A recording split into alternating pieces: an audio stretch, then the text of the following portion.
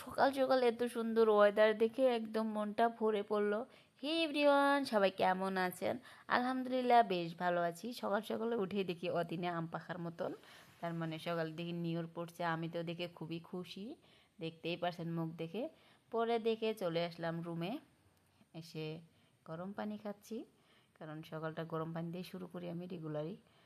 গরম পানি খেয়ে নিচ্ছি, কারণ আজকে শরীরকে আর মনকে রিল্যাক্স করতে হবে, কারণ আজকে লম্বা দিন আর খুবই কামের দিন। কারণ একতে খালা আসে না, এক সপ্তাহ হইলো ছুটিতে গেছে, আর সব কিছু আমাকে আর মাকেই করতে হয়, যার জন্যে বসে বসে এগুলোই চিন্তা করছিলাম।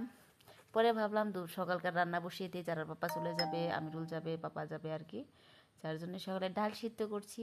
আর এদিকে বসে বললাম থালি বাসন ধুইতে আর কি, কারণ সকালে বাসন রাত্রেগুলো কেসে ধুয়ে রাখি নাই আর কি, যার জন্য সকালে ধুতে হচ্ছে আর কি। মেয়ে ওঠে নাই, যার জন্য কাম করে আরাম। মেয়ে আর মেয়ের পাপা ঘুমাচ্ছিল। পরে দেখুন বাসনের কি অবস্থা আর বেসিনের, এগুলো ধুয়ে চকচকা করে আটা গুলে নেব, কারণ মা আর আমি রুটি খাবো আর ওরা ভাত খায়। আমরা সকালে ভাত খাই না আর কি, খেতে ইচ্ছে করে না সকালে ভাত আর কি।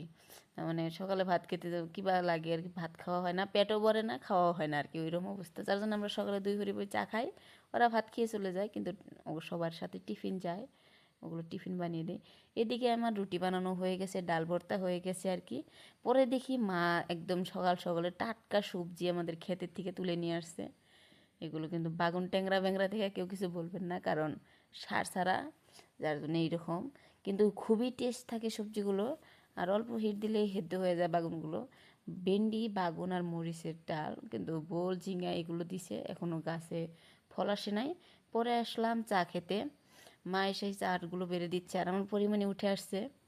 এদিকে এসে বসে খুবই খুশি সে, টর্টেলস নিয়ে আসছে। পরে যারা বাবা রাত্রে বোন নিয়ে আসছিলো, সেগুলো সেকে সবাইকে দিয়ে দিলাম, সবাইকে। এদিকে দেখুন আমি মেহেন্দি লাগাইছি, ওটাই দেখাচ্ছিলাম আর কি। আসলে মেহেন্দি লাগাতে আমার খুবই পছন্দ, যারা পাপা পছন্দ করে, যার জন্য লাগাই। পরে দেখি আমার রুটি নাই, ওরা সবাই অল্প অল্প খাইছে। পরে আমি চাপড়ি বানিয়ে খেয়েছিলাম।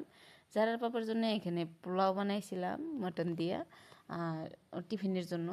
ওরা সবাই চলে যাওয়ার পরে আমি যারাকে এখানে বসিয়ে দিলাম। আপনাদেরকে প্রথমে বলেছিলাম আজকে লম্বা দিন, কারণ আমাদের বাড়িতে বহুত কজন কাম করার জন্য মানুষ রাখছে আজকে, মানে খেতে সাফা করা লাগে, যার জন্যে 5-7 জন মানুষ। ওদের জন্য দুপুরের খাবার দেওয়া হবে, ওগুলোই মা রেডি করছে, আমি সাথে সাথে সহায় করে দিচ্ছিলাম রান্না বাড়া। পরে আমি দুপুরে যারাকে ঘুম বানিয়ে দিয়ে কিছু কাপড় ছিল ওগুলো কেচে নিলাম। দেখুন আমার রুমের সব থেকে সুন্দর ভিউ, এত মজার ভিউ এই জায়গার। যে আসে আমার রুমে সে বলে অবশ্যই একবার করে আমি এখানে থাকতে চাই, তার মানে এত সুন্দর ভিউ, মানে এত মজা লাগে। পরে সবাই খেতে আসছিলো। এদিকে মা বানিয়েছিল আলু দিয়ে ডিম, টক ডাল আর বেগুন ভাজি, সাথে শুটকি মাছ দিয়ে। খুব মজা খাওয়া ছিল। আসলে আমার শাশুড়ি মা বেস্ট, খুব মজা ছিল আর কি। পরে সবাইকে খাইয়ে পরে আমি আর যারা আসছিলাম, যারা ঘুমাইছিল ওঠার দেরি হয়েছে, পরে যারাকে আর আমি একসাথে খাবো বলছিল যারা, আমিও খাইছিলাম না, ওকেও খাওয়াই দিছি অল্প অল্প করে, আমিও খাচ্ছিলাম। এদিকে এখানে একটা ফানি হয়ে গেছে, তার মানে মানে আমি সবাইকে বাবাই দিতে বলছি, ওকে বাবাই দাও।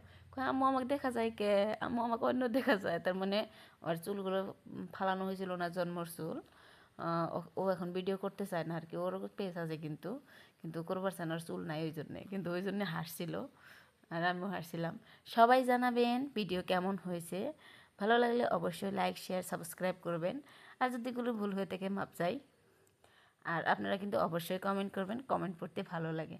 খাওয়া দাওয়া শেষ, থালি বাসন ধুচ্ছি, বাসন ধুয়ে শুকাই দেবো, কারণ মানুষ নাই, নিজেকে করতে হয় আর কি।